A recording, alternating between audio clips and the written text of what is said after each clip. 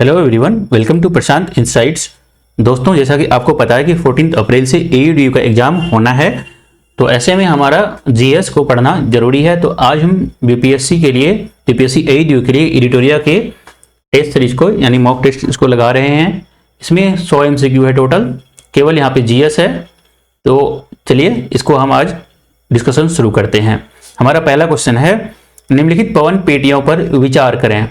गरजता 40, चीखता 60, प्रचंड 50, इनमें से कौन सी दक्षिणी गोलार्ध में तीव्र पश्चिमी हवाओं से संबंधित है? तो देखिए, ये जो है ये उपोष्ण कटिबंधीय उच्च दाब पेटी से उपध्रुवीय निम्न दाब पेटी की ओर भूमध्य रेखा के दोनों ओर 30 से 60 डिग्री अक्षांशों के बीच समशीतोष्ण अक्षांशों में बहती है। ठीक है, अगर बात करें इनकी हम, तो दक्षिणी गोलार्ध में ये अधिक स्थिर और प्रबल होती है, क्योंकि इन्हें बाधित करने वाले वहां कोई बड़े भूभाग नहीं है, और कुछ स्थान पे इतनी प्रबल हो जाती है इन्हें गरजता 40, चीखता 60 या फिर प्रचंड 50 के नाम से जाना जाता है। इसमें से दक्षिणी गोलार्ध में तीव्र पश्चिमी हवाओं संबंधित कौन से हैं? तो तीनों है, 1, 2 और 3 तीनों हैं। इसका सही उत्तर हो जाएगा तीनों हो जाएगा। नेक्स्ट क्वेश्चन को देखते हैं हम लोग। निम्नलिखित में से कौन सी रबी फसल है? तो रबी फसल कौन सी है? तो गेहूं है। भारत में 3 फसल ऋतु होती हैं। कौन कौन से? रबी फसल, खरीफ फसल और जायद फसल। रबी फसल क्या है? ये वर्षा ऋतु के बाद शुरू होती है। और इसकी बुआई कब होती है रबी फसल की? तो रबी फसल की बुआई होती है अक्टूबर नवंबर में, और कटाई मार्च अप्रैल में हो जाती है। जिसमें कौन कौन से इसमें फसल है? गेहूं है, जौ है, दाल है और कुछ तिलहन उगाए जाते हैं। अब खरीफ फसल के बारे में थोड़ा देख लेते हैं। खरीफ फसल जो है वो जून जुलाई में मानसून के आगमन के साथ शुरू हो जाता है, और फसल वर्षा ऋतु में उगती है, और कटाई मानसून के लौटने के बाद सितंबर अक्टूबर में होता है। ठीक है, इसमें से कुछ फसल का एग्जांपल देख लेते हैं। जैसे चावल हो गया, मक्का, बाजरा, मूंगफली, कपास, ये सभी, और जूट, ये सभी खरीफ फसल हैं। ठीक है, जायद फसल जो होते हैं वो अप्रैल मई जून तक होती है, और जायद फसल में मुख्य रूप से सब्जियां और फल होते हैं। 3 नंबर क्वेश्चन को अब देखते हैं। निम्नलिखित हिमालयी पर्वतमालाओं को पूर्व से पश्चिम की ओर क्रमबद्ध करें। पूर्व से पश्चिम की ओर क्रमबद्ध करने का इसमें कह रहे हैं क्वेश्चन में। तो इसमें से नामचा पर्वत है, नंगा पर्वत है, कंचनजंगा और नंदा देवी है। तो इसका हमारा सही जो ऑप्शन हो जाएगा वो ऑप्शन नंबर ए हो जाएगा। तो पूर्व से पश्चिम की ओर क्रमबद्ध करना है, तो पहले कौन सा हो जाएगा? नामचा पर्वत, फिर हो जाएगा कंचनजंगा, उसके बाद फिर होगा नंदा देवी, फिर होगा नंदा पर्वत। ये सभी जो हिमालय के विभिन्न हिस्सों में, जैसे नामचा पर्वत जो है वो अरुणाचल प्रदेश में स्थित है, क्योंकि पूर्व से पश्चिम की ओर कह रहे हैं, और ब्रह्मपुत्र नदी के मोड़ पर है। कंचनजंगा जो है वो भारत नेपाल सीमा पर, और नंदा देवी उत्तराखंड में, और नंगा पर्वत जो है पश्चिमी हिमालय में है। ठीक है, 4 नंबर क्वेश्चन को देखते हैं हम लोग। ब्लॉसम शावर्स के लिए मुख्य रूप से जिम्मेदार जलवायु घटना है। कौन सा है? पर्वतीय वर्षा है, चक्रवर्ती वर्षा है, संवहनी वर्षा है, या फिर फ्रंटल वर्षा है? ये है संवहनी वर्षा है ब्लॉसम शावर्स के लिए। ब्लॉसम शावर या अप्रैल की जो बारिश है, ये दक्षिण भारत, खासकर केरल, कर्नाटक और तमिलनाडु में मार्च से मई के दौरान मानसून से पहले होने वाली एक महत्वपूर्ण वर्षा है, जो कॉफी के फूलों के लिए खिलने के लिए प्रेरित करती हैं। क्वेश्चन नंबर 5 देखते हैं। निम्नलिखित में से कौन सा भारत का सबसे बड़ा प्राकृतिक बंदरगाह है? चेन्नई बंदरगाह, मुंबई बंदरगाह, विशाखापट्टनम बंदरगाह, या फिर कोची बंदरगाह? तो भारत का सबसे बड़ा प्राकृतिक बंदरगाह पूछा जा रहा है, तो सबसे बड़ा प्राकृतिक बंदरगाह मुंबई बंदरगाह है। ठीक है, 6 नंबर क्वेश्चन देखते हैं। रिएक्टर स्केल और मर्कली स्केल के संबंध में निम्नलिखित कथनों पर विचार कीजिए। तो रिएक्टर स्केल मानव संरचनाओं और लोगों पर भूकंप के प्रभावों की तीव्रता को मापता है, और यह व्यक्तिगत अवलोकनों पर आधारित है। क्वेश्चन में देखिए यहाँ पे क्या पूछा रहा है, इसको भी ध्यान देना है कि निम्नलिखित कथनों में से कौन से कथन गलत है पूछा जा रहा है। कौन से कथन गलत है, सही नहीं पूछ रहे हैं। ठीक है, मर्कली स्केल भूकंप मापी यंत्रों द्वारा रिकॉर्ड किए गए भूकंपीय तरंग आयाम के आधार पर भूकंप की तीव्रता को मापता है। क्या ये दोनों सही हैं? नहीं, दोनों सही नहीं है, दोनों गलत हैं, दोनों गलत हैं। ठीक है, अब इसमें जैसे कि आपको कुछ इसमें बताते हैं एग्जांपल। रिएक्टर स्केल और मर्करी स्केल क्रमशः भूकंप की तीव्रता और परिमाण को मापने रिकॉर्ड करने का उपकरण है। ठीक है,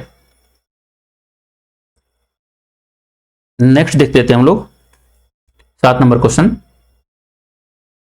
निम्नलिखित में से कौन से भूमध्य सागरीय जलवायु का क्षेत्र नहीं है, पूछा जा रहा है कौन सा क्षेत्र नहीं है। मध्य चिली, कैलिफोर्निया तट, पश्चिमी ऑस्ट्रेलिया या पर्थ क्षेत्र या फिर अमेजन बेसिन। तो भूमध्य सागरीय जलवायु वाला क्षेत्र कौन सा नहीं है, अमेजन बेसिन नहीं है। ऑप्शन नंबर हमारा डी सही हो जाएगा। भूमध्य सागरीय जो जलवायु होते हैं भूमध्य सागर के आसपास महाद्वीपों के पश्चिमी तट पर उपोष्ण कटिबंधीय अक्षांशों में 30 से 40 डिग्री सेल्सियस के बीच पाई जाती है, जैसे कि मध्य कैलिफोर्निया, मध्य चिली, दक्षिण पूर्वी और दक्षिण पश्चिमी ऑस्ट्रेलिया के तट। ये क्षेत्र गर्मियों में उपोष्ण उच्च कटिबंध दबाव और सर्दियों में पश्चिमी हवाओं के प्रभाव में आते हैं, इसलिए इस जलवायु की विशेषता गर्म शुष्क ऋतु में और हल्की वर्षायुक्त ऋतु है। गर्मियों में मासिक औसत तापमान लगभग 25 डिग्री सेल्सियस और सर्दियों में 10 डिग्री सेल्सियस से नीचे रहता है। नेक्स्ट 8 नंबर क्वेश्चन को देखते हैं हम लोग। उष्ण कटिबंधीय चक्रवात के निर्माण के लिए निम्नलिखित स्थितियों पर विचार करें। समुद्र की सतह का तापमान 27 डिग्री से अधिक होना चाहिए। चक्रवात निर्माण के लिए कोरियोलिस बल का ना होना अनिवार्य है। सतह पर निम्न दाब क्षेत्र की उपस्थिति। ऊपर दिए गए कथनों में से कौन से कथन सही है पूछा जा रहा है, ठीक है। तो इनमें से सही कौन कथन है, केवल 1 और 3 सही हैं। उष्ण कटिबंधीय चक्रवात के निर्माण के लिए समुद्र की सतह का तापमान 27 डिग्री सेल्सियस होना चाहिए और सतह पर निम्न दाब क्षेत्र की उपस्थिति होना चाहिए, लेकिन चक्रवात निर्माण के लिए कोरियोलिस बल का होना ना होना ये अनिवार्य नहीं है। 9 नंबर क्वेश्चन देखते हैं हम लोग। दिए गए विकल्पों में भारत में अक्टूबर गर्मी शब्द का तात्पर्य क्या है। तो अक्टूबर गर्मी का तात्पर्य क्या है, अक्टूबर गर्मी का तात्पर्य है दक्षिण पश्चिम मानसून की वापसी के दौरान गर्म और आर्द्र मौसम, ठीक है। 10 नंबर क्वेश्चन देखते हैं। 49वीं उत्तरी अक्षांश रेखा निम्नलिखित में से किस देशों के बीच अंतर्राष्ट्रीय सीमा साझा करता है। अमेरिका और मैक्सिको, अमेरिका और कनाडा, कनाडा और रूस या फिर अमेरिका और क्यूबा। तो ये पूछा है 49वीं उत्तरी अक्षांश रेखा किन देशों के बीच अंतर्राष्ट्रीय सीमा साझा करती है, कि अमेरिका और कनाडा के बीच करती है, ठीक है। 1-2 महत्वपूर्ण और कुछ और हम अंतर्राष्ट्रीय सीमा रेखा के बारे में पढ़ देते हैं। जैसे डुरंड रेखा भारत और अफगानिस्तान के बीच है और 49वीं समांतर रेखा अमेरिका कनाडा के बीच है, अभी मैंने बताया। और मैकमोहन रेखा जो है भारत और तिब्बत या फिर चीन के बीच कह लीजिए। और मैजिनोट रेखा है फ्रांस और जर्मनी के बीच है। और रेड क्लिफ रेखा कहाँ है, भारत और पाकिस्तान के बीच। और 24वीं समांतर रेखा भारत और पाकिस्तान के बीच, जैसा कि पाकिस्तान का दावा करता है। और ओडरनी रेखा ये जर्मनी और पोलैंड के बीच है। और 38वीं समानांतर रेखा उत्तर और दक्षिण कोरिया के बीच है। 11 नंबर क्वेश्चन देखते हैं। एक पिंड वृत्ताकार पथ पर स्थिर गति से चलता है, क्यों? क्योंकि इस पर ऑप्शन देखते हैं, इसमें इस पर कोई बल कार्य नहीं करता, वेग स्थिर रहता है, या फिर त्वरण शून्य, या फिर त्वरण लगातार दिशा बदलते रहता है। तो ये इसका उत्तर हो जाएगा, त्वरण लगातार दिशा बदलते रहता है। एक पिंड वृत्ताकार पथ पर इस स्थिर गति से चलता है क्योंकि त्वरण लगातार दिशा बदलते रहता है। 12 नंबर क्वेश्चन देखिए। एक समानांतर सर्किट में 2 बल्ब श्रृंखला की तुलना में अधिक क्यों चमकते हैं। ऑप्शन नंबर ए, वोल्टेज समांतर बढ़ता है, या फिर ऑप्शन नंबर बी, दोनों सर्किट में करंट समान है, बिजली की खपत समानांतर में अधिक है, या फिर समानांतर में प्रतिरोध शून्य होता है। तो एक समानांतर सर्किट में 2 बल्ब श्रृंखला की तुलना में अधिक इसलिए चमकता है क्योंकि बिजली की खपत समानांतर में अधिक है। तो ऑप्शन नंबर हमारा सी सही हो जाएगा उत्तर का। नेक्स्ट देखते हैं हम लोग 13 नंबर क्वेश्चन। जब ध्वनि हवा से पानी में प्रवेश करती है, यहां देखिए, जब ध्वनि हवा से पानी में प्रवेश करती है तो आवृत्ति और तरंग दैर्घ्य में क्या परिवर्तन होता है। जब ध्वनि हवा से पानी में प्रवेश करती है तो यहां पे क्या आवृत्ति और तरंग दैर्घ्य में क्या परिवर्तन होता है। तो आपको बताते चले साथ में, आवृत्ति केवल स्रोत पर निर्भर होता है, ठीक है। मध्यम परिवर्तन कभी भी आवृत्ति को प्रभावित नहीं करता है। पानी में कणों की प्रबल परस्पर क्रिया के कारण ध्वनि की गति बढ़ जाती है, क्योंकि तरंगदैर्घ्य गुना आवृत्ति होता है और पानी में तरंगदैर्घ्य अवश्य बढ़ना चाहिए। इस प्रकार तरंगदैर्घ्य बदलता है जबकि आवृत्ति स्थिर रहती है। आवृत्ति स्थिर यानी आवृत्ति समान और तरंगदैर्घ्य बदल जाती है। इसका उत्तर सही उत्तर जाएगा हमारा डी हो जाएगा। तारे चमकते हैं लेकिन ग्रह नहीं चमकते हैं, क्यों? पूछा है तारे चमकते हैं लेकिन ग्रह नहीं चमकते, क्यों नहीं चमकते हैं? ग्रहों में कोई विशेष प्रकाश नहीं होता, या फिर ग्रह निकट है और विस्तारित दिखाई देते हैं, तारे बड़े हैं ग्रह कम गर्मी उत्सर्जित करते हैं तो क्या हो जाएगा, ग्रहों में कोई प्रकाश नहीं होता, इसलिए ग्रह नहीं चमकते हैं। तारे आकाशीय पिंड हैं जो अपने कोर में होने वाली परमाणु संलयन की प्रतिक्रियाओं के माध्यम से अपनी रोशनी और गर्मी उत्पन्न करते हैं और यह प्रकाश पूरे अंतरिक्ष में यात्रा करता है, जिससे वे रात के आकाश में चमकते हुए दिखाई देते हैं। और ग्रह जो हैं इसका अपना स्वयं का प्रकाश उत्पन्न नहीं करते हैं, बहुत छोटे हैं और अपने मूल तारे से प्रकाश को प्रतिबिंबित करते हैं। ठीक है, 14 नंबर से हो गया। अब 15 नंबर क्वेश्चन देखते हैं। चुंबकीय क्षेत्र रेखाएं कभी एक दूसरे को क्यों नहीं काटती है? वे काल्पनिक है, वे समान दूरी पर हैं, प्रत्येक बिंदु की एक दिशा होती है, या फिर वे यादृच्छिक रूप से उन्मुख हैं? तो ये प्रत्येक बिंदु की एक दिशा होती है। ऑप्शन नंबर सी हमारा सही हो जाएगा।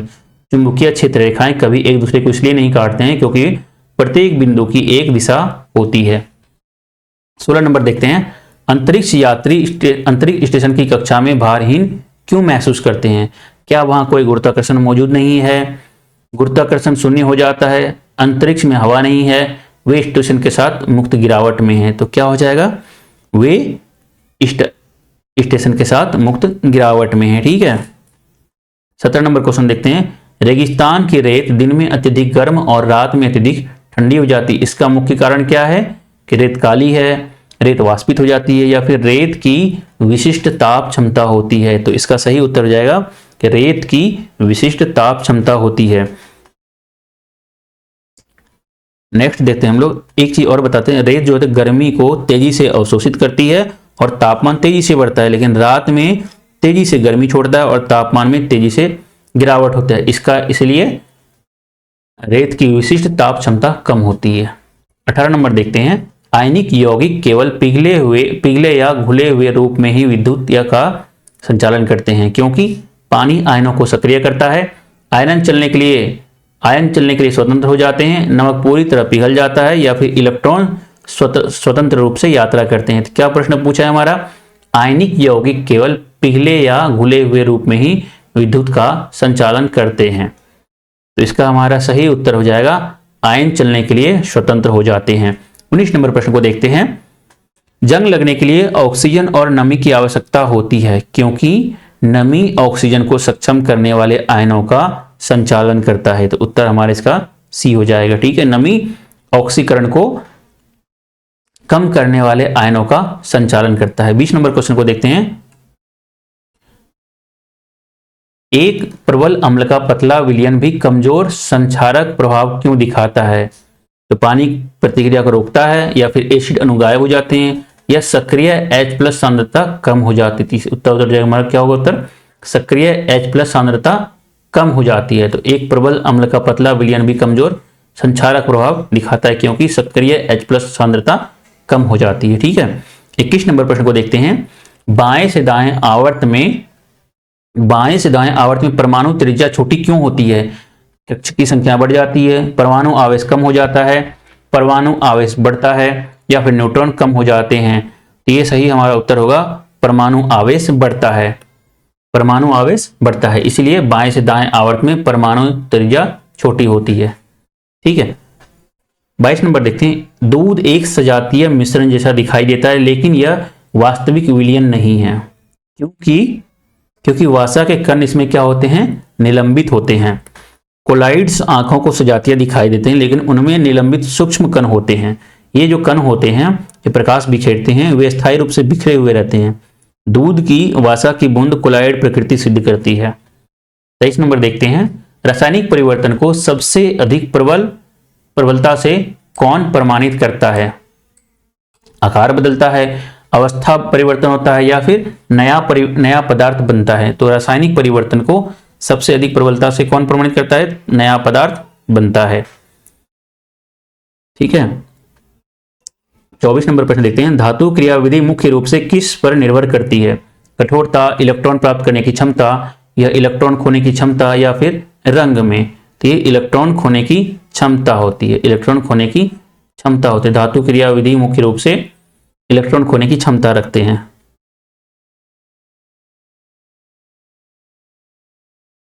माइटोकॉन्ड्रिया को केवल ऊर्जा उत्पादक के बजाय ऊर्जा मुद्रा जनरेटर क्यों कहा जाता है? वे लिपिड बनाते हैं, वे एटीपी बनाते हैं या ग्लूकोज बनाते हैं या फिर वे डीएनए संग्रह करते हैं तो वे एटीपी बनाते हैं। ठीक है? ऊर्जा को ना तो बनाया जा सकता है और ना ही नष्ट किया जा सकता है। कोशिकाएं रासायनिक ऊर्जा को एटीपी में परिवर्तित करती है। एटीपी अणु कोशिका क्रियाओं के लिए शक्ति शटल करते हैं। माइटोकॉन्ड्रिया एटीपी संश्लेषण के स्थल है, इसलिए वे ऊर्जा को उपयोगी मुद्रा में पैकेज करते हैं। नंबर 26 क्वेश्चन देखते हैं। प्रकाश संश्लेषण में ऑक्सीजन प्राप्त होती है। प्रकाश संश्लेषण में ऑक्सीजन प्राप्त होती है, कार्बन डाइऑक्साइड, ग्लूकोज, जल या फिर वायु। ये जल होती है। संतानें माता पिता से मिलती जुलती क्यों होती है लेकिन कभी भी एक जैसी नहीं होती है, क्लोन को छोड़ करके? ऐसा इसलिए होता है क्योंकि जीन अलग होते हैं और पुनः संयोजित होते हैं। 28 नंबर प्रश्न को देखते हैं। अवायवीय श्वसन क्रम कम ऊर्जा क्यों उत्पन्न करता है? ग्लूकोज का उपयोग नहीं किया जाता, ऑक्सीजन ऊर्जा को अवशोषित करता है, ग्लूकोज आंशिक रूप से टूट जाता है, गैस की मात्रा कम हो जाती है। तो यहाँ पे ग्लूकोज आंशिक रूप से टूटता है, इसलिए अवायवीय श्वसन कम ऊर्जा उत्पन्न करता है। ग्लूकोज आंशिक रूप से टूटता है, तो ऑप्शन नंबर हमारा सी हो जाएगा सही उत्तर। खाद्य श्रृंखला में ऊर्जा हस्तांतरण दक्षता ऊपर की ओर कम हो जाती है क्योंकि खाद्य श्रृंखला में ऊर्जा हस्तांतरण दक्षता ऊपर की ओर कम हो जाती है क्योंकि आकार बढ़ता है, गर्मी के रूप में ऊर्जा नष्ट हो जाती है, वजन कम हो जाता है या फिर आवाज सिकुड़ जाता है। ये होगा गर्मी के रूप में ऊर्जा नष्ट होती है। खाद्य श्रृंखला में ऊर्जा हस्तांतरण दक्षता ऊपर की ओर कम क्यों हो जाती है? क्योंकि गर्मी के रूप में ऊर्जा नष्ट हो जाती है। 30 नंबर प्रश्न देखते हैं हम लोग। कौन सी विशिष्ट विशेषता बीजों को बीजाणुओं की तुलना में दीर्घकालिक अस्तित्व में अधिक प्रभावी होने की अनुमति देती है? बड़ा आकार, डिप्लॉइड संरचना, संग्रहित खाद्य भंडार या फिर शुष्क प्रकृति? तो ये हो जाएगा संग्रहित खाद्य भंडार, संग्रहित खाद्य भंडार। ठीक है। 31 नंबर देखते हैं। वह कौन सा ऐतिहासिक अभिलेख है जो मध्य भारत में भागवत धर्म का या वैष्णव संप्रदाय के प्रचलन और उसकी महत्ता का सबसे महत्वपूर्ण और प्रारंभिक प्रमाण प्रदान करता है? हाथी गुफा अभिलेख, भीतरी स्तंभ लेख, गरुड़ स्तंभ लेख, एहोल अभिलेख। तो हो जाएगा हमारा ये गरुड़ स्तंभ लेख। मध्य भारत में भागवत धर्म के प्रसार का सबसे ठोस प्रमाण हेलियोडोरस का गरुड़ स्तंभ लेख है। यह स्तंभ मध्य प्रदेश के विदिशा के बेश नगर में स्थित है। ठीक है, और इसे यूनानी राजा का अंतलिखिस के राजदूत हेलियोडोरस ने लगाया था। 32 नंबर क्वेश्चन को देखते हैं। मोहनजोदड़ो के पुरातात्विक स्थल से प्राप्त विश्व प्रसिद्ध कांसे की नर्तकी की मूर्ति का निर्माण सिंधु घाटी सभ्यता के कारीगरों द्वारा किस प्राचीन और विशिष्ट तकनीक का उपयोग करके किया गया था? ये द्रविमोम विधि द्वारा किया गया था। 33 नंबर क्वेश्चन देखते हैं। भारतीय समाज सुधार आंदोलन के जनक राजा राम मोहन राय द्वारा ब्रह्म समाज की स्थापना किस महत्वपूर्ण शहर में हुआ था? लखनऊ, मद्रास, कोलकाता या फिर हुगली? ये हुआ था कोलकाता में। ब्रह्म समाज की स्थापना कोलकाता में हुई थी। कब हुई थी? ये हुई थी 1828 ईस्वी में, 20 अगस्त 1828 ईस्वी में। इसका मुख्य उद्देश्य क्या था? मूर्ति पूजा का विरोध करना और एक ईश्वर की उपासना करना, और समाज में जितने भी कुरीतियां विद्यमान थे जैसे सती प्रथा, बाल विवाह, जातिवाद को समाप्त करना था। और ब्रह्म समाज से पहले राजा राम मोहन राय ने आत्मीय सभा का भी गठन किया था। कब किया था? 1828 में किया था। यहाँ पे 8 रह गया। ठीक है। 34 नंबर देते हैं। यह टिप्पणी किसने की थी? ईस्ट इंडिया कंपनी स्वयं में एक असंगति है, परंतु यह विशाल व्यवस्था का हिस्सा है जहां सब कुछ ही असंगत है। एमसी तिलवाड़, lord William Bentinck, lord Cornwallis या फिर लॉर्ड मैकाले? ते हो जाएगा लॉर्ड मैकाले। इसने ईस्ट इंडिया कंपनी में स्वयं एक असंगति है, परंतु यह उस विशाल व्यवस्था का हिस्सा है जहां सब कुछ ही असंगत है, लॉर्ड मैकाले के द्वारा कहा गया था। लॉर्ड मैकाले जो हैं वो भारत के लॉ कमीशन के पहले अध्यक्ष भी थे और उन्हें अंग्रेजी शिक्षापति मैकाले मिनट यानी 1835 में और भारतीय दंड संहिता यानी आईपीसी का खाका तैयार किया था। 35 नंबर क्वेश्चन देखते हैं। स्वदेश बांधव समिति की स्थापना किसके द्वारा की गई थी? पी मित्रा, भूपेंद्र नाथ दत्त, अश्वनी कुमार दत्त या फिर बारिंद्र कुमार घोष? ये किया गया था अश्वनी दत्त के द्वारा। स्वदेश बांधव समिति कब किया था? ये किया था स्वदेश बांधव समिति 1905 में। कहाँ किया था? बारी साल में। अभी ये बांग्लादेश में है। ठीक है। 36 नंबर क्वेश्चन देखते हैं। असहयोग आंदोलन के दौरान विदेशी वस्त्रों को जलाए जाने पर निम्न में से किसने कहा था कि यह निष्ठुर बर्बादी है? ये रविन्द्रनाथ टैगोर के द्वारा कहा गया था। 37 नंबर देखते हैं। सूची 1 को सूची 2 से मिलान कीजिए तथा दिए गए कूट की सहायता से सही उत्तर का चयन करें। विद्रोह के नेतृत्वकर्ता और इसमें क्या है, संबंधित केंद्र हैं। ठीक है, तो पहला है हमारा खान बहादुर खां। तो खान बहादुर खां ये बरेली से थे, बरेली उत्तर प्रदेश में है, और खासकर 1857 में खान बहादुर खां ने सक्रिय भूमिका निभाया था। अब जय दयाल व हरदयाल ये कहां से थे? कोटा से थे। ये भी 1857 के विद्रोह में इन्होंने काफी महत्वपूर्ण भूमिका निभाया था। राधा कृष्ण दंड सेना, तो राधा कृष्ण दंड सेना ये किससे संबंधित है? ये तो हैं गंजाम से संबंधित हैं। गंजाम ओडिशा में है और ये सावर विद्रोह की इन्होंने इसमें भूमिका निभाया था। सुरेंद्र साई की बात करते हैं तो ये संबलपुर हैं, संबलपुर से संबंधित हैं। संबलपुर कहाँ है? संबलपुर है ओडिशा में। तो कौन सा हमारा उत्तर सही हो जाएगा? A1, B2, C3 और D4। तो ये हमारा सही उत्तर हो जाएगा B।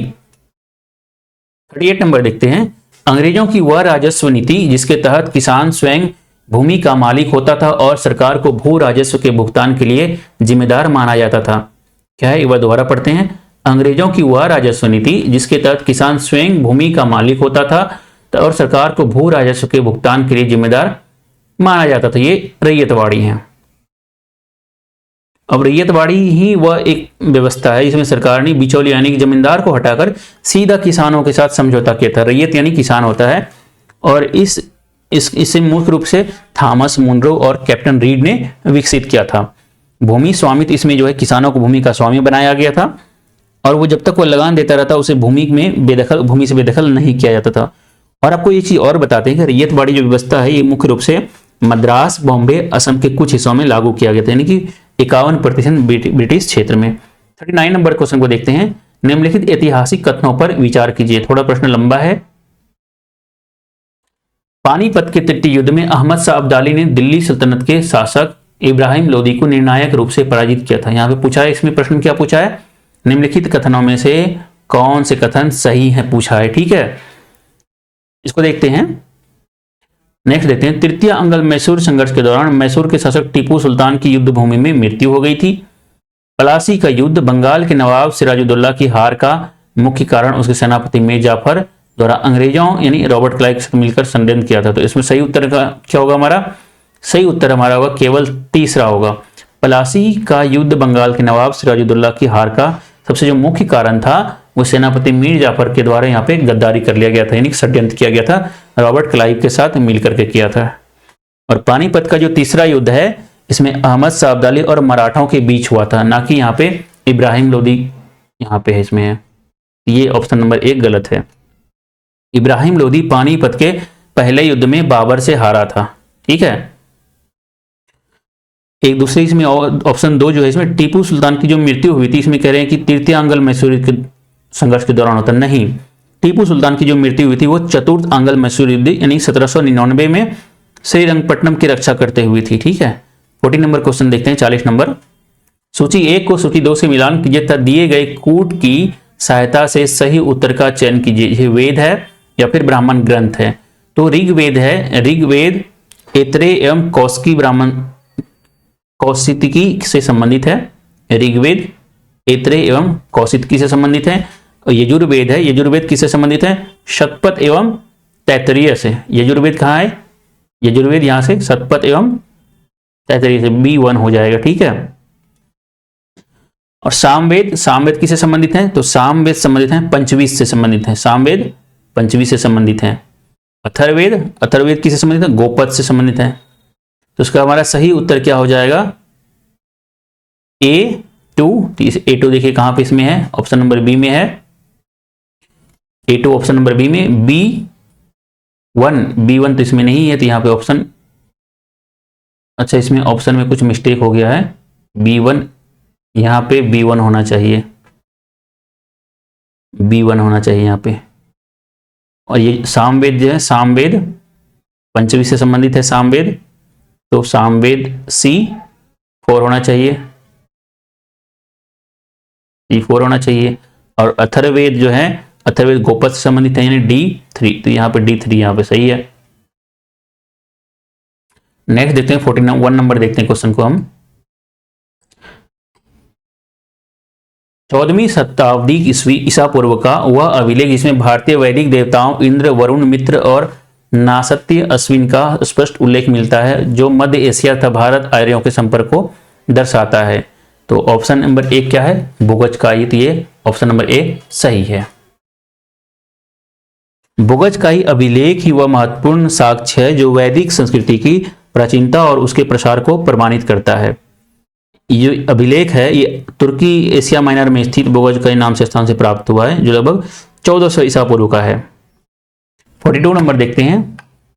गुप्त राजवंश के बारे में जानकारी के मुख्य स्रोत क्या हैं? विशाखा दत्त के नाटक देवी चंद्रगुप्तम एवं कालिदास के अनेक साहित्यिक रचनाएं, अभिलेखों, सिक्कों और स्मारकों आदि पुरातात्विक स्रोत से, या फिर फायान हेनसांग यात्रियों के विवरण से। यहाँ गुप्त राजवंश के बारे में जानकारी का जो मुख्य स्रोत पूछा जा रहा है, तो ये उपयुक्त में से सभी हो जाएंगे। गुप्त काल को भारतीय इतिहास के स्वर्ण युग भी कहा जाता है और इसकी हमको जानकारी कहाँ मिलती है? पुरातात्विक स्रोत से, जैसे सिक्का या फिर यात्रियों के विवरण से मिलता है।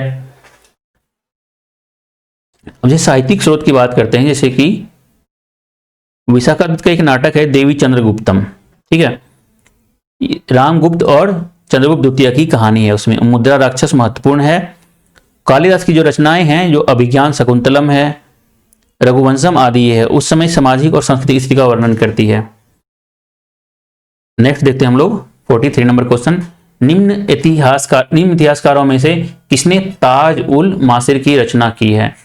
इसामी, हसन निजामी, अलबरूनी या फिर अमीर खुसरो? ये हसन निजामी के द्वारा किया गया था। नेक्स्ट देखते हैं हम लोग 44 देखते हैं। भारत के संस्कृति इतिहास के संदर्भ में निम्नलिखित कथनों पर विचार कीजिए। फतेहपुर सीकरी स्थित बुलंद दरवाजा तथा खानका के निर्माण में सफेद संगमरमर का प्रयोग हुआ है। लखनऊ स्थित बड़ा इमामबाड़ा और रोमी दरवाजा के निर्माण में लाल बलुआ पत्थर और संगमरमर का प्रयोग हुआ था। उपर्युक्त कथनों में से कौन से कथन सही है, पूछा जा रहा है यहाँ पे। इसमें ना तो ये सही है ना ये सही है। अब देखिए बात करते हैं बुलंद दरवाजा का। ये जो बुलंद दरवाजा ये लाल और पीले बलुआ पत्थर से बना है।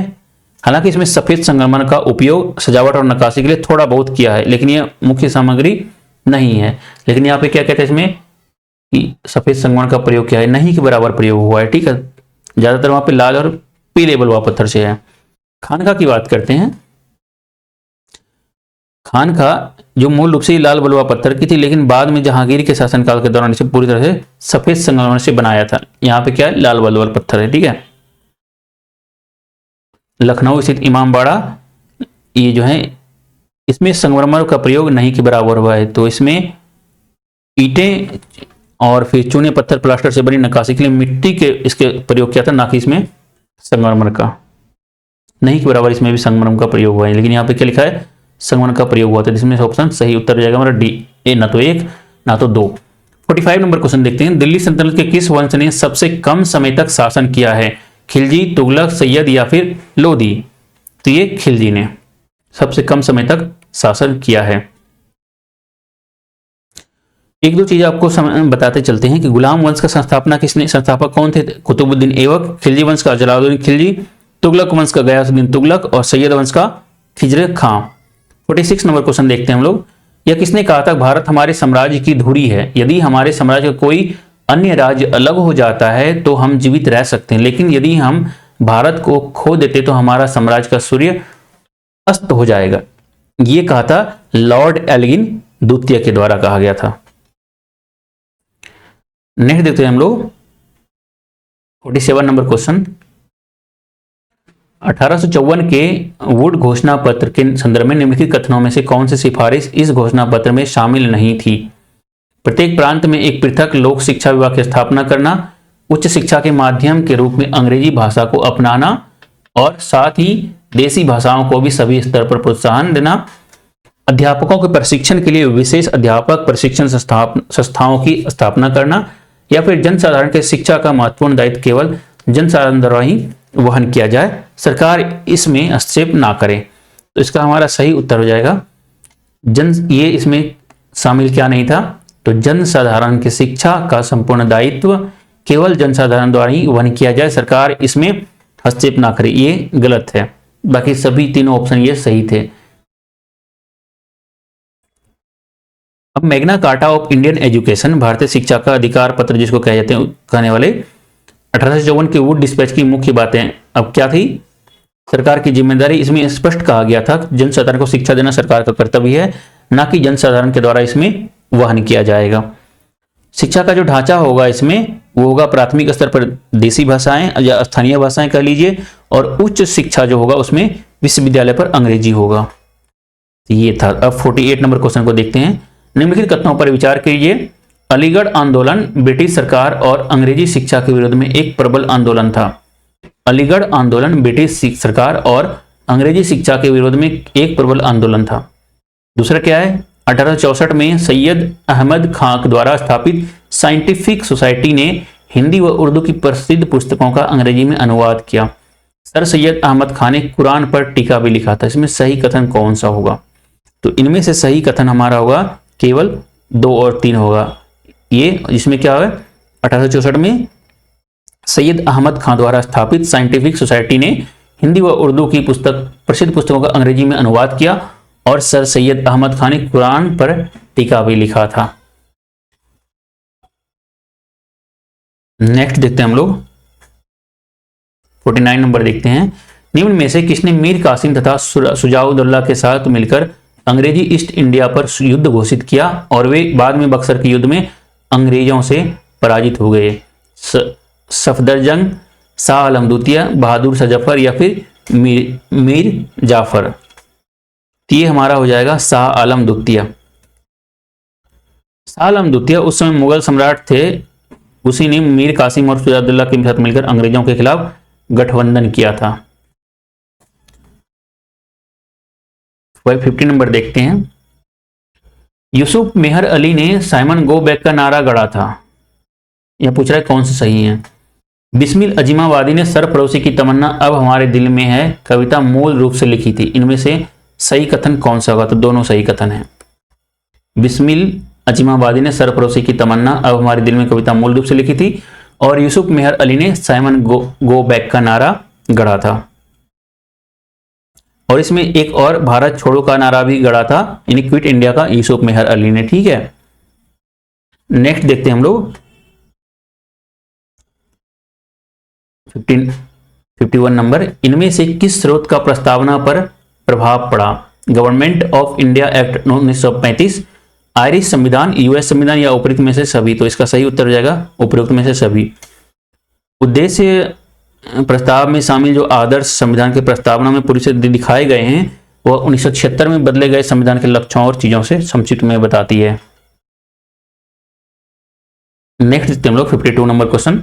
निम्नलिखित में से कौन सा राज्य के नीति निर्देशक सिद्धांत नहीं है? नीति निर्देशक सिद्धांत नहीं है। समान कार्य के लिए समान वेतन, बोलने की स्वतंत्रता का अधिकार, कुटीर उद्योग को बढ़ावा देना या फिर पर्यावरण की सुरक्षा? यहाँ पे पूछा है कौन सा नीति निर्देशक डीपीएसपी के सिद्धांत नहीं है। 52 नंबर है। ठीक है, तो ये हमारा हो जाएगा यहाँ पे बोलने का स्वतंत्रता का अधिकार नीति निर्देशक सिद्धांत ये नहीं है। बोलने का जो स्वतंत्रता का ये अधिकार है, बोलने की स्वतंत्रता, ये है मौलिक अधिकार है, और ये किसमें है? ये आर्टिकल 19 है। ठीक है, आर्टिकल 19 में है बोलने का अधिकार। नेक्स्ट देखते हैं हम लोग 53 नंबर क्वेश्चन। 73वें संविधान संशोधन अधिनियम के तहत निम्नलिखित प्रावधानों पर विचार करें। महिलाओं के लिए सीटों का आरक्षण, राज्य चुनाव आयोग, जिला योजना समिति, पंचायतों के लिए वित्त आयोग। उपरोक्त में से कौन से अनिवार्य प्रावधान है? केवल 1, 2, 4 या फिर देखते इसमें क्या है। 73वें संविधान संशोधन के अधिनियम के तहत निम्नलिखित प्रावधान पर विचार कीजिए। महिलाओं के लिए सीटों का आरक्षण था, या राज्य चुनाव आयोग था, या फिर केवल पंचायतों के लिए वित्त आयोग था? तो इसका सही उत्तर हम देखते हैं। इसका सही उत्तर हो जाएगा हमारा केवल 1। महिलाओं के लिए सीटों का आरक्षण था। हाँ, दूसरा राज्य चुनाव आयोग था, ये भी सही है, लेकिन जिला योजना समिति नहीं था। जिला योजना समिति अनुच्छेद 243D से संबंधित है, जो विशेष रूप से पंचायतों के तहत नहीं आता है। पंचायतों के लिए वित्त आयोग ये सही है, तो ऑप्शन नंबर हमारा ए हो जाएगा। 54 नंबर देखते हैं। लोकसभा के संबंध में निम्नलिखित कथनों पर विचार कीजिए। लोकसभा की अधिकतम संख्या संविधान द्वारा ही तय की गई है। राष्ट्रपति लोकसभा को उसके सामान्य कार्यकाल की समाप्ति से पहले भी भंग कर सकते हैं। राष्ट्रीय आपातकाल के दौरान लोकसभा का सामान्य कार्यकाल बढ़ाया जा सकता है। तो इनमें से कौन सा सही होगा? इनमें से केवल 2 और 3 सही है। राष्ट्रपति लोकसभा को उसके सामान्य कार्यकाल की समाप्ति से पहले भी भंग कर सकते हैं और राष्ट्रीय आपातकाल के दौरान लोकसभा का सामान्य कार्यकाल बढ़ाया जा सकता है, लेकिन लोकसभा की अधिकतम संख्या संविधान द्वारा ही तय नहीं की गई है। अधिकतम संख्या इसमें जो संसद के कानून द्वारा ये निर्धारित किया जाता है समय समय पर। मूल रूप से संविधान के अनुच्छेद 81 में लोकसभा की अधिकतम संख्या 50 निर्धारित की गई थी, लेकिन बाद में विभिन्न संशोधन के माध्यम से इसको बढ़ाया गया था और वर्तमान में अधिकतम संख्या कितना है लोकसभा में? 550 है, जिसमें से 530 राज्यों से और 20 केंद्र शासित प्रदेशों से चुने जाते हैं। नेक्स्ट देखते हैं 55 नंबर क्वेश्चन। भारत के उपराष्ट्रपति के संबंध में निम्नलिखित कथनों पर विचार कीजिए। उपराष्ट्रपति के संबंध में विचार कीजिए। एक क्वेश्चन हालांकि बहुत इंपॉर्टेंट है, ये इस बार आ भी सकता है। वह राज्यसभा के पदेन सभापति होते हैं। वह संसद की संयुक्त बैठकों की अध्यक्षता करते हैं। वह राज्यसभा में केवल टाई होने की स्थिति में ही वह वोट दे सकते हैं। इनमें से कौन से सही है पूछा जा रहा है। इनमें सही कौन से हैं? केवल 1 और 3 सही हैं। वह राज्यसभा के पदेन सभापति होते हैं। वह राज्यसभा में केवल टाई होने की स्थिति में ही वोट दे सकते हैं। संसद की संयुक्त बैठकों की अध्यक्षता लोकसभा अध्यक्ष स्पीकर ऑफ लोकसभा करते हैं, ना कि उपराष्ट्रपति। लोकसभा अध्यक्ष अगर अनुपस्थित है तो उपाध्यक्ष, उसके बाद राज्यसभा के उपसभापति अध्यक्षता करते हैं। नंबर 56 क्वेश्चन देखते हैं। स्वतंत्र भारत की पहली कैबिनेट के संदर्भ में निम्नलिखित कथनों पर विचार कीजिए। जवाहरलाल नेहरू प्रधानमंत्री थे और उसके पास विदेश मामलों का पोर्टफोलियो भी था। डॉक्टर BR अम्बेडकर भारत के पहले कानून मंत्री थे। सरदार वल्लभ भाई पटेल भारत के पहले रक्षा मंत्री थे। राजेंद्र प्रसाद पहले खाद्य और कृषि मंत्री थे। इसमें पूछा है कौन सा गलत पूछा जा रहा है, ठीक है, कौन सा गलत पूछा जा रहा है यहाँ पे 56 का, इसमें कौन सा गलत होगा? तो ये होगा केवल 3 गलत है। राजेंद्र प्रसाद पहले खाद्य और कृषि मंत्री थे, तो नहीं,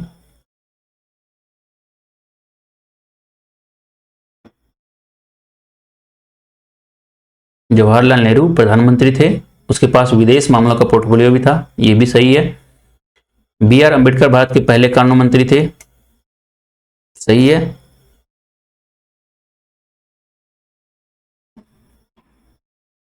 कथन 3 ये गलत होगा, कथन 3 गलत होगा, केवल 3 गलत है। सरदार वल्लभ भाई पटेल भारत के पहले रक्षा मंत्री नहीं थे, पहले गृह मंत्री थे। सरदार वल्लभ भाई पटेल पहले गृह मंत्री थे। राजेंद्र प्रसाद खाद्य और कृषि मंत्री थे, बिल्कुल सही है। नेक्स्ट देखते हैं क्वेश्चन 57 नंबर देखते हैं हम लोग। मौलिक कर्तव्यों के बारे में निम्नलिखित कथनों पर विचार कीजिए। मौलिक कर्तव्यों को 42वें संवैधानिक संशोधन अधिनियम 1976 द्वारा संविधान में जोड़ा गया था। वे USA के संविधान से प्रेरित हैं। शुरू में संविधान में 10 मौलिक कर्तव्य थे। ऊपर दिए गए कथनों में से कौन से सही हैं? तो सही केवल 1 और 3 है। मौलिक कर्तव्य को 42वें संविधान संशोधन अधिनियम के द्वारा 1976 के द्वारा जोड़ा गया है और शुरू में संविधान में 10 मौलिक कर्तव्य थे। और मौलिक कर्तव्य जो है वो सरदार स्वर्ण सिंह समिति के द्वारा अनुशंसा किया गया था और इसकी संख्या 11 है, जिसमें अनुच्छेद 51A भाग 4A में शामिल किया गया है और इसे 42वें संविधान संशोधन 1976 द्वारा शामिल किया गया है। नेक्स्ट देखते हैं हम लोग 58 नंबर क्वेश्चन देखते हैं। कैग के संबंध में निम्नलिखित कथनों पर विचार कीजिए। वह 6 साल की अवधि के लिए 65 वर्ष की आयु तक जो भी पहले हो पद पर रहता है, उसका वेतन और सेवा शर्तें भारत की संचित निधि पर निर्धारित होती है। उसे प्रधानमंत्री की सिफारिश पर राष्ट्रपति द्वारा हटाया जा सकता है। ऊपर दिए गए कथनों में से कौन सा कथन सही है? इसमें से सही केवल 1 और 2 है। वह 6 साल की अवधि के लिए 65 या 65 वर्ष की आयु तक जो भी पहले हो पद पर बने रहते हैं, उसका वेतन और सेवा शर्तें भारत की संचित निधि पर भारित होती है। अब जहां तक उसको हटाने की बात है, वो राष्ट्रपति को संबोधित करके उसमें इस्तीफा दे सकते हैं या फिर उसे महाभियोग द्वारा हटाया जा सकता है। इसको हटाने की जो प्रक्रिया होती है बिल्कुल सुप्रीम कोर्ट के जज की तरह होती है, ना कि पीएफ की केवल एक सिफारिश द्वारा हटाया जा सकता है। 59 नंबर क्वेश्चन देखते हैं हम लोग। निम्नलिखित में से कौन सी विशेषताएं ब्रिटिश संविधान से ली गई है? सरकार का संसदीय स्वरूप, कानून का शासन, लिखित संविधान या फिर कैबिनेट प्रणाली। तो इसमें ऑप्शन हो जाएगा हमारा 1, 2, 4। सरकार का संसदीय स्वरूप हो जाएगा जो कि हमारे ब्रिटिश संविधान से लिया गया है। दूसरा कानून का शासन हो जाएगा और तीसरा क्या होगा? कैबिनेट प्रणाली हो जाएगा। और न्यायपालिका की स्वतंत्रता जो है वो किससे लिया गया है? यूएसए के द्वारा लिया गया है। और कनाडा का संविधान से क्या लिया गया है? मजबूत केंद्र के साथ साथ संघ और केंद्र को अवशिष्ट शक्तियां प्रदान करना और सुप्रीम कोर्ट का सलाहकार क्षेत्राधिकार। आयरलैंड के संविधान से क्या लिया गया है? राज्य के नीति निर्देशक सिद्धांत लिया गया है। राष्ट्रपति के चुनाव की विधि और राष्ट्रपति द्वारा राज्यसभा के सदस्यों का नामांकन भी लिया गया है। कैग का कार्यकाल भी ब्रिटिश संविधान से लिया गया है। द्विसदनीय संसदीय प्रणाली ये भी ब्रिटिश से है। तो हमारा उत्तर हो जाएगा क्या हो जाएगा? बी हो जाएगा। 1, 2, 4 हो जाएगा। नेक्स्ट देखते हैं हम लोग 60 नंबर क्वेश्चन। निम्नलिखित में से किस मामले में संयुक्त बैठक बुलाई जा सकती है? यदि राज्यसभा लोकसभा द्वारा पारित विधेयक को अस्वीकार कर देती है, यदि राज्यसभा 6 महीने के भीतर विधेयक पारित नहीं करती है, यदि किसी विधेयक में संशोधन पर असहमति हो। इसमें से आपको सही उत्तर बताना है। तो सही उत्तर हमारा डी हो जाएगा। तीनों मामले में संयुक्त बैठक बुलाई जा सकती है। तीनों मामला कौन कौन से हैं? यदि राज्यसभा लोकसभा द्वारा पारित विधेयक को अस्वीकार कर देती है, यदि राज्यसभा 6 महीने के भीतर विधेयक पारित नहीं करती है, यदि किसी विधेयक में संशोधन पर असहमति हो, है ना। समाजवादी अर्थव्यवस्था में उत्पादन के सभी कारक किसके स्वामित्व और नियंत्रण में रहते हैं? श्रमिक संघों के, राज्य के, उत्पादकों के या फिर जनता के? तो ये हो जाएंगे हमारे राज्य के।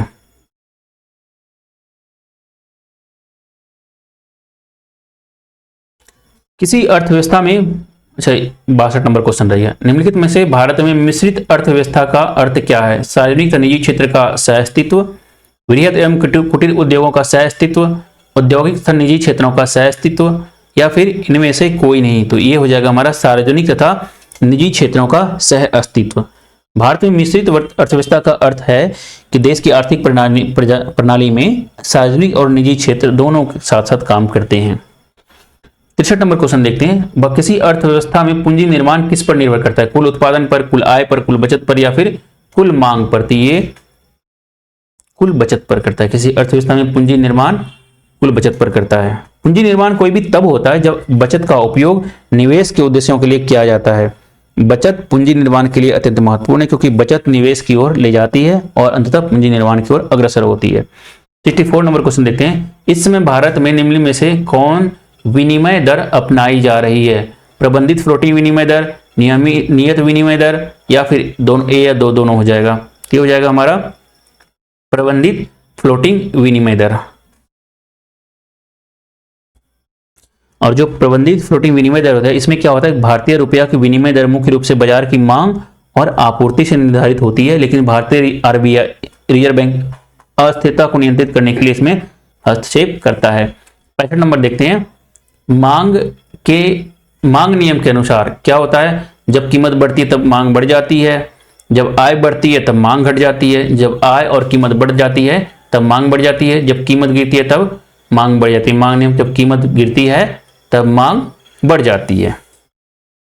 मांग का नियम क्या कहता है? मांग का नियम कहता है कि अन्य सभी कारक समान रहने पर किसी वस्तु या सेवा की कीमत बढ़ने पर उपभोक्ताओं द्वारा उसकी मांग की मात्रा घट जाती है।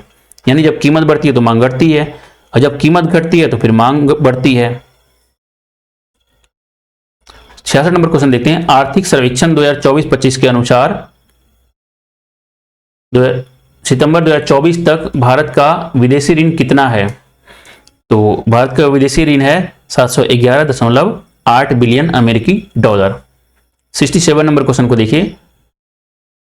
बजट 2025-26 में किसान क्रेडिट कार्ड की सीमा को 3 लाख से बढ़ाकर कितना किए जाने की घोषणा की गई है? ये 5 लाख किया गया है। नैनो उर्वरक सब्सिडी योजना किस मंत्रालय द्वारा जारी किया जाता है? आयुष मंत्रालय, सहकारिता मंत्रालय, गृह मंत्रालय या फिर भारी उद्योग मंत्रालय? ये सहकारिता मंत्रालय द्वारा। नैनो उर्वरक सब्सिडी योजना सहकारिता मंत्रालय द्वारा जारी किया जाता है। बिहार की देशांतरीय सीमा किसके बीच स्थित है? बिहार की देशांतरीय सीमा किसके बीच स्थित है? ये है 83 डिग्री 19 इंच, पूर्व से 88 डिग्री 17 इंच पूर्व है। 70 नंबर क्वेश्चन देखिए, अजात शत्रु मगध के किस राजवंश से संबंधित था?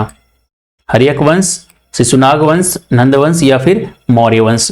तो अजात शत्रु मगध के हर्यक वंश से संबंधित थे। बिंबिसार के बाद अजातशत्रु हर्यक वंश का शासक बना, उसका वास्तविक नाम क्या था? कुनिक था। बिंबिसार और कौशल देवी की मृत्यु के बाद कौशल के राजा प्रसेनजीत ने काशी पर वापस कब्जा कर लिया था, जिसके कारण प्रसेनजीत का अजातशत्रु से संघर्ष हुआ और अंत में अजातशत्रु ने प्रसेनजीत को पराजित करके काशी पर अधिकार कर लिया। बाद में अजातशत्रु का विवाह प्रसेनजीत की पुत्री वजीरा से हुआ था और अजातशत्रु ने वजी संघ और मल्लों को हराया था। अजातशत्रु प्रारंभ में जैन धर्म को मानता था, बाद में बौद्ध धर्म अपना लिया और अजातशत्रु के ने 483 ईसा पूर्व में राजगीर की सतपर्णी गुफा में प्रथम बौद्ध संगीति का आयोजन भी किया था। 71 नंबर देखते हैं, जैन धर्म के त्रिरत्नों में शामिल कौन सा नहीं है? तो सम्यक तपस नहीं है शामिल, बाकी ये तीनों शामिल है। सम्यक दर्शन, सम्यक चरित्र, सम्यक ज्ञान जैन धर्म के त्रिरत्न है। और जैन धर्म के 5 महाव्रत कौन कौन से हैं? सत्य, अहिंसा, अस्तेय, अपरिग्रह और ब्रह्मचर्य है। 72 नंबर देखते हैं, किस पाल शासक ने उत्तर पद स्वामी, उत्तरी क्षेत्र का स्वामी की उपाधि धारण की थी? ये धर्मपाल है।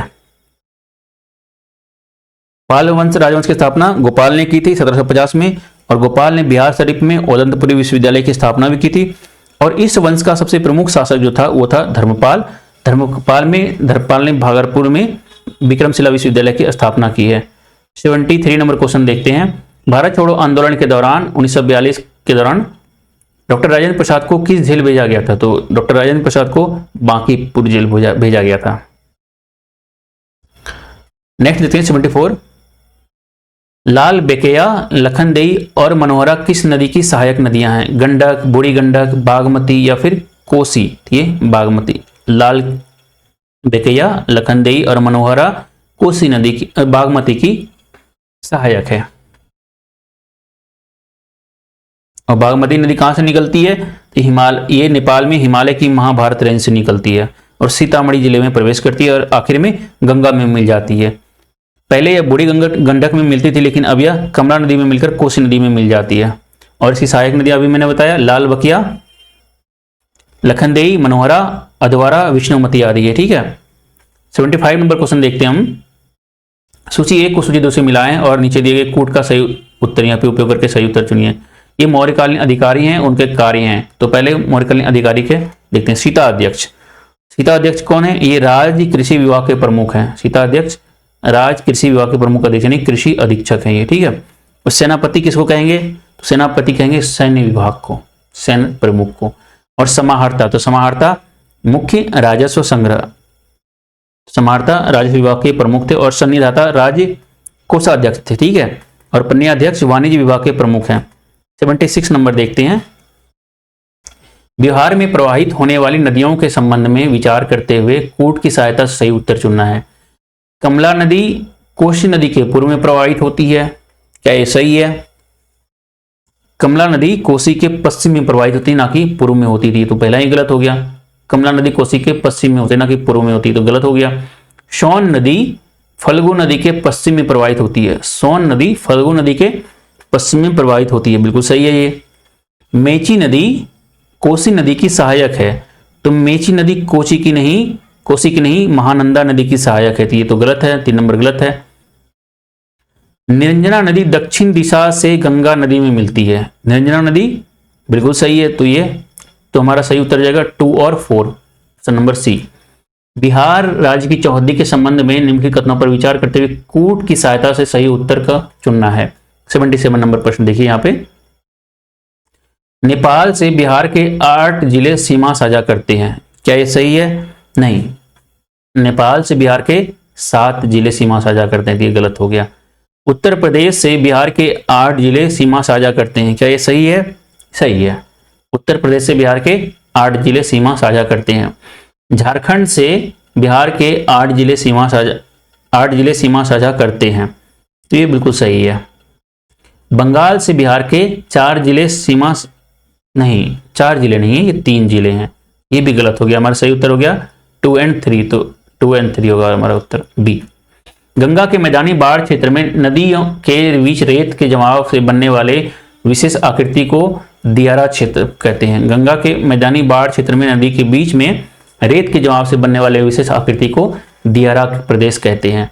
पटना उच्च न्यायालय की स्थापना कब हुई थी? इसकी स्थापना हुई थी 3 फरवरी 1916 में। 79 नंबर क्वेश्चन, ठीक है। 80 नंबर देते हैं, महाधिवक्ता के संबंध में क्या सही है? भारतीय संविधान के अनुच्छेद 165 में महाधिवक्ता का प्रावधान है, यह सही है। आर्टिकल 165 में महाधिवक्ता का प्रावधान है, यह बिल्कुल सही है। महाधिवक्ता केंद्र सरकार का सर्वोच्च विधि अधिकारी होता है? नहीं, महाधिवक्ता केंद्र सरकार का नहीं, राज्य सरकार का सर्वोच्च विधि अधिकारी होता है महाधिवक्ता। महाधिवक्ता की नियुक्ति राष्ट्रपति द्वारा की जाती है? नहीं, महाधिवक्ता की नियुक्ति राष्ट्रपति नहीं, राज्यपाल द्वारा की जाती है। राज्यपाल द्वारा की जाती है। महाधिवक्ता संसद के दोनों सदनों में भाग ले सकता है? तो नहीं, महाधिवक्ता विधानमंडल के दोनों सदनों में भाग ले सकता है, ना कि संसद में। तो ये भी गलत हो गया। हमारा सही उत्तर हो गया ऑप्शन नंबर ए। 81 नंबर देखते हैं क्वेश्चन को। वित्त वर्ष 2025-26 में भारत की खुदरा मुद्रास्फीति घटकर कितने प्रतिशत रह गई है? अप्रैल से दिसंबर तक की बात हो रही है, तो ये रह गई है 4.9%। इकोनॉमिक सर्वे 24-25 के अनुसार जो फाइनेंशियल ईयर है 24-25 अप्रैल से दिसंबर की अवधि के दौरान भारत की खुदरा हेडलाइन मुद्रास्फीति घटकर 4.9% रह गई है। और पिछले फाइनेंशियल ईयर 23-24 में ये 5.4% मुद्रास्फीति से कम है ये। 82 नंबर देखते हैं प्रश्न। आर्थिक सर्वेक्षण के अनुसार दिसंबर 2024 तक भारत की अक्षय ऊर्जा क्षमता में सालाना आधार पर कितने प्रतिशत की वृद्धि हुई है? ये 15.8% की वृद्धि हुई है। 15.8% की वृद्धि हुई है। बिहार सरकार ने निम्न में से किसे बिहार का आइकन फेस नियुक्त किया जिसका उद्देश्य राज्य के जागरूकता अभियानों को बढ़ावा देना है? प्रियंका चोपड़ा, नेहा शर्मा, नीतू चंद्रा या फिर शेफाली वर्मा? तो ये हमारा इसका सही उत्तर हो जाएगा नीतू चंद्रा को। नीतू चंद्रा एक्ट्रेस है और प्रकाश झा को भी बिहार निर्वाचन विभाग द्वारा एक स्तरीय स्वीप आइकन के रूप में नामित किया गया था। 84 नंबर देखते हैं। अक्टूबर 2025 को आम जनता के लिए पटना मेट्रो की शुरुआत हुई। इस मेट्रो का औपचारिक उद्घाटन सीएम नीतीश कुमार ने किस तिथि को किया था? तो ये किया था 6 अक्टूबर 2025 को किया था। बिहार सरकार ने हाल ही में 3 नए डेयरी प्लांट की स्थापना की घोषणा की है जिसका प्रतिदिन दूध प्रोसेसिंग क्षमता 5 लाख लीटर होगी। ये प्लांट किन किन स्थानों पर स्थापित किए जाएंगे? ये प्लांट स्थापित किए जाएंगे गया, दरभंगा और गोपालगंज में किए जाएंगे। 86 नंबर देखिए। दक्कन संस्कृति को प्रतिबिंबित करने वाला 5 दिवसीय दक्कन महोत्सव किस राज्य में आयोजित किया जाता है? महाराष्ट्र, केरल, आंध्र प्रदेश या फिर गोवा? ये आंध्र प्रदेश है। दक्कन महोत्सव आंध्र प्रदेश। निम्न में से किस देश ने हाल ही में विश्व का सबसे बड़ा अनाज भंडार अभियान शुरू किया है? ये भारत है। 88 नंबर क्वेश्चन को देखिए। हाल ही में कहां पर राष्ट्रीय आयुष मंत्रालय NAM और क्षमता निर्माण शिखर सम्मेलन 2025 का आयोजन किया गया है? ये नई दिल्ली है। 89 नंबर देखते हैं क्वेश्चन। अंतर्राष्ट्रीय साक्षरता दिवस के अवसर पर निम्न में से किस राज्य के मुख्यमंत्री ने 99.3% साक्षरता दर के साथ अपने राज्य को पूर्ण साक्षर राज्य घोषित किया है? कर्नाटक, उत्तराखंड या फिर हिमाचल प्रदेश या फिर असम होगा? तो ये हिमाचल प्रदेश है। अंतर्राष्ट्रीय साक्षरता दिवस के अवसर पर किस राज्य के मुख्यमंत्री ने 99.3 साक्षरता दर के साथ अपने राज्य को पूर्ण साक्षर घोषित किया? ये हिमाचल प्रदेश है। हिमाचल प्रदेश के मुख्यमंत्री सुखविंदर सिंह सुक्खू ने अंतर्राष्ट्रीय साक्षरता दिवस के अवसर पर 99.3 साक्षरता दर के साथ राज्य को पूर्ण साक्षर घोषित किया है। ये हिमाचल प्रदेश याद रखना है, ठीक है। 90 नंबर क्वेश्चन देखिए। हाल ही में किस राज्य सरकार ने MS स्वामीनाथन की जयंती को सतत कृषि दिवस के रूप में मनाने की घोषणा की है? तो यह है महाराष्ट्र। भारत में हरित क्रांति के जनक भी MS स्वामीनाथन को कहा जाता है, इसको याद रखना है। 91 क्वेश्चन देखते हैं। डबल ओलंपिक चैंपियन लौरा डहलमियर का निम्न में से किस चोटी पर चढ़ाई करते हुए गिरने के कारण निधन हो गया था? Mount Everest, K2, Laila peak या फिर कंचनजंगा? ये है लैला पीक। लौरा डाहलमियर जर्मनी की एक प्रसिद्ध पूर्व पेशेवर एथलीट थी। जिन्होंने अपनी करियर में कई ओलंपिक और विश्व चैंपियनशिप पदक भी जीते हैं, और इनको लैला पीक की चोटी की चढ़ाई कर रहे थे, जहां से गिरने के बाद इसकी मौत हो गई थी। 92 नंबर क्वेश्चन देखिए, पीएम नरेंद्र मोदी की प्रमुख पहल परीक्षा पर चर्चा पीपीसी ने कितने लोगों के रजिस्ट्रेशन के साथ गिनीज वर्ल्ड रिकॉर्ड स्थापित किए? ये 3.53 करोड़। 93 नंबर क्वेश्चन देखिए, हाल ही में डीआरडीओ द्वारा किस hypersonic short range ballistic missile का अनावरण किया है? ये BM-04 है। डीआरडीओ द्वारा BM-4 नामक एक short range ballistic missile SRBM का अनावरण किया है, जिसे हाइपरसोनिक गति की क्षमता की संभावना है। इसका क्या नाम है? BM-04। और इसकी रेंज कितनी है? 400 से 1500 किलोमीटर के बीच है। कहां पे इसको प्रदर्शन किया था इसका प्रदर्शित? तो ये हैदराबाद में विज्ञान वैभव में किया था। 94 देखते हैं, निम्न में से किस राज्य ने स्वयं का उपग्रह लॉन्च किया है? और ऐसा करने वाला वो भारत का पहला राज्य होगा, तो ये होगा हमारा असम। 95 नंबर देखिए, निम्न में से किस राज्य सरकार ने सभी गर्भवती महिलाओं का रजिस्ट्रेशन अनिवार्य कर दिया है? तो ये है हरियाणा। 96 नंबर देखिए, असम के मुख्यमंत्री हिमंत बिस्वा शर्मा ने निम्न में से किस जिले को असम की दूसरी राजधानी विकसित करने की घोषणा की है? तो 96 ये हो जाएगा डिब्रूगढ़। असम के मुख्यमंत्री हिमंत बिस्वा शर्मा ने डिब्रूगढ़ जिले को असम की दूसरी राजधानी के रूप में विकसित करने की घोषणा की है। 97 नंबर देखते हैं क्वेश्चन को, एक सेकेंड। वर्ष 2025 में भौतिकी का नोबेल पुरस्कार निम्नलिखित में से किस खोज के लिए जॉन क्लार्के, माइकल एस डेवर्ट तथा जॉन एम मार्टिनिस को प्रदान किया गया है? मेटल ऑर्गेनिक फ्रेमवर्क MOF के विकास के लिए, वेनेजुएला में लोकतांत्रिक अधिकारों को बढ़ावा देने के लिए, या फिर मैक्रोस्कोपिक क्वांटम मैकेनिकल टनलिंग के खोज के लिए, या फिर पेरिफेरल इम्यून टॉलरेंस की खोज के लिए? ये होगा हमारा मैक्रोस्कोपिक क्वांटम मैकेनिकल टनलिंग खोज के लिए। 2025 में भौतिकी का नोबेल पुरस्कार 3 वैज्ञानिकों को संयुक्त रूप से दिया है। 3 को, कौन कौन से हैं? जॉन क्लार्के, मिशेल एच डेवर्ट तथा जॉन एम मार्टिनिस। यह सम्मान जो है इलेक्ट्रिक सर्किट में मैक्रोस्कोपिक क्वांटम मैकेनिकल टनलिंग और ऊर्जा क्वांटीकरण की खोज के लिए प्रदान किया है। और उन्होंने प्रायोगिक रूप से यह दिखाया कि क्वांटम यांत्रिकी के अजीबोगरीब गुण, जैसे कि क्वांटम टनलिंग और ऊर्जा के निश्चित स्तर पर बड़े मानवीय स्तरीय मैक्रोस्कोपिक विद्युत परिपथ में भी देखे जा सकते हैं। 98 देखते हैं, 25 सितंबर 2025 को शुरू हुए विश्व खाद्य दिवस भारत में फोकस देश के रूप में निम्न में से किस देश को चुना गया है? रूस, वियतनाम, जापान, या फिर उपरोक्त में से सभी थी? उपरोक्त में से सभी हैं।